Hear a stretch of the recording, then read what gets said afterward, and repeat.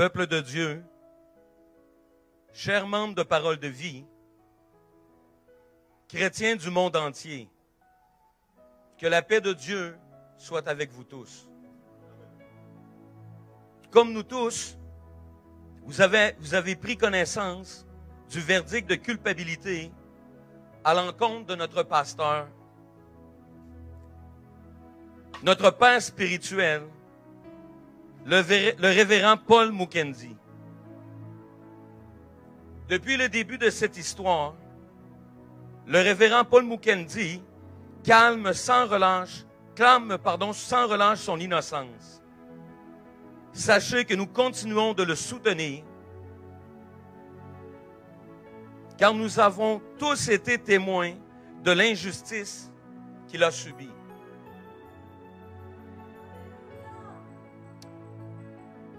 Plusieurs d'entre vous ont assisté, comme nous, au procès,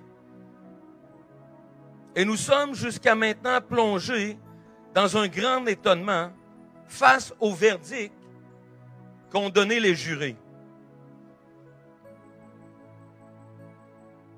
Durant ce procès, nous avons pu noter plusieurs invraisemblances de la part de la plaignante. Plusieurs. Par exemple, vous avez entendu la présumée victime relater sa rencontre avec le révérend en 2001. Alors que nous savons tous qu'il est arrivé au Québec en 2003.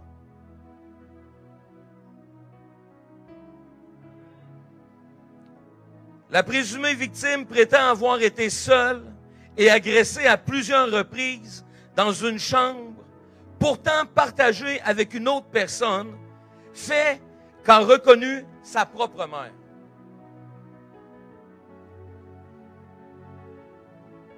La présumée victime prétend que le révérend a habité 3 ans chez ses parents, alors que la preuve a démontré clairement que c'était faux. Alors, les différentes déclarations, lors des différentes déclarations, la présumée victime a eu 3 versions différentes de l'arme supposément utilisée pour l'agresser. Tout au long de son témoignage, elle était souvent frappée d'amnésie sur des faits pourtant cruciaux. Impossible à oublier s'il avait été vrai. Que dirons-nous des nombreuses pauses durant son témoignage pour inventer, pour corriger et bonifier les nombreuses versions différentes de son témoignage? Ses émotions, toujours calculées, sans compter ses rires incessants dès qu'elle se savait à l'abri du regard des jurés. Elle prétend avoir été offerte en offrande, une pratique aucunement chrétienne. Aucunement chrétienne. Notre Église évangélique n'est pas engagée dans de tels actes aussi répugnants, dégradants et ignobles. Dans quelle Bible sa mère aurait-elle pu puiser une pratique aussi occulte? Si tel avait été le cas, pourquoi sa mère, pourtant présente dans la salle au tribunal, n'est-elle pas venue éclairer le jury sur ce point? La plaignante prétend qu'on l'a empêchée de parler aux non-chrétiens, alors que notre but ultime, en tant que chrétiens, est d'aller vers eux pour leur présenter Jésus-Christ.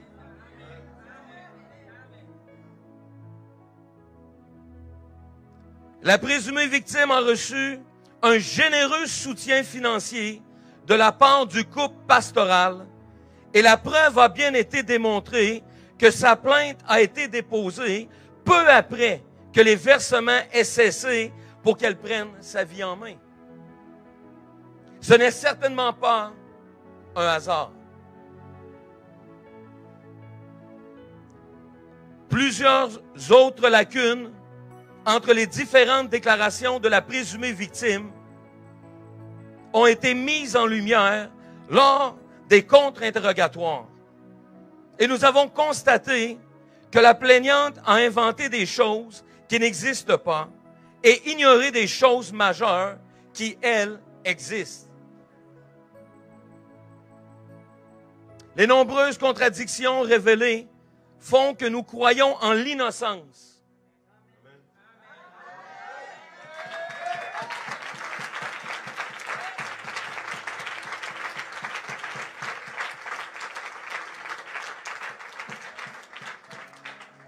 Donc, je disais, font que nous croyons en l'innocence de notre berger, le révérend Paul Mukendi, et nous ne cesserons pas de le proclamer.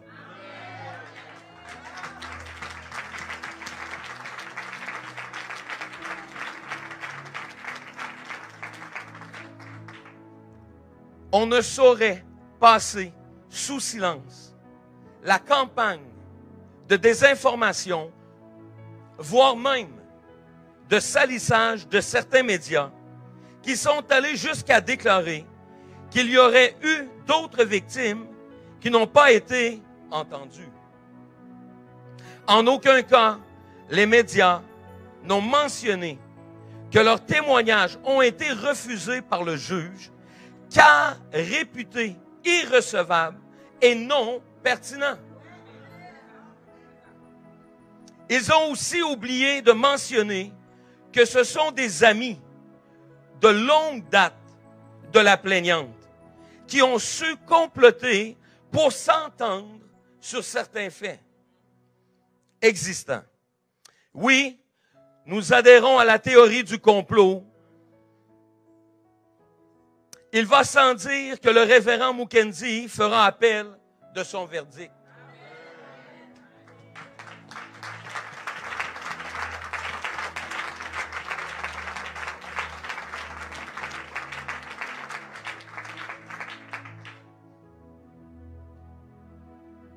Nous sommes de tout cœur avec le révérend Mukendi, car nous croyons en son innocence. Rien, je dis bien rien, ne pourra détruire l'œuvre de Dieu. Comme vous pouvez le constater, nous sommes tous bien debout, unis, forts dans l'adversité, car nous savons qu'il se prêche ici, à parole de vie, un Dieu vivant qui défendra son nom.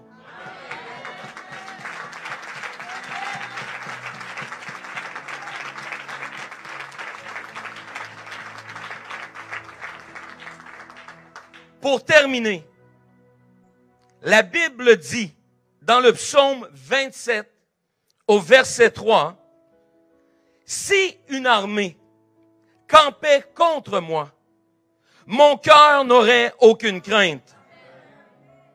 Si une guerre s'élevait contre moi, je serais malgré cela plein de confiance. » Nous sommes remplis de cette pleine confiance, car nous avons pris connaissance des faits. La vérité triomphe toujours sur le mensonge. La lumière triomphera toujours sur les ténèbres. L'avenir saura nous le démontrer. Chose certaine, personne ne pourra museler, étouffer ou taire la voix du révérend Paul Mukendi qui proclamera sans compromis Jésus-Christ jusqu'à son dernier souffle. Dieu vous bénisse.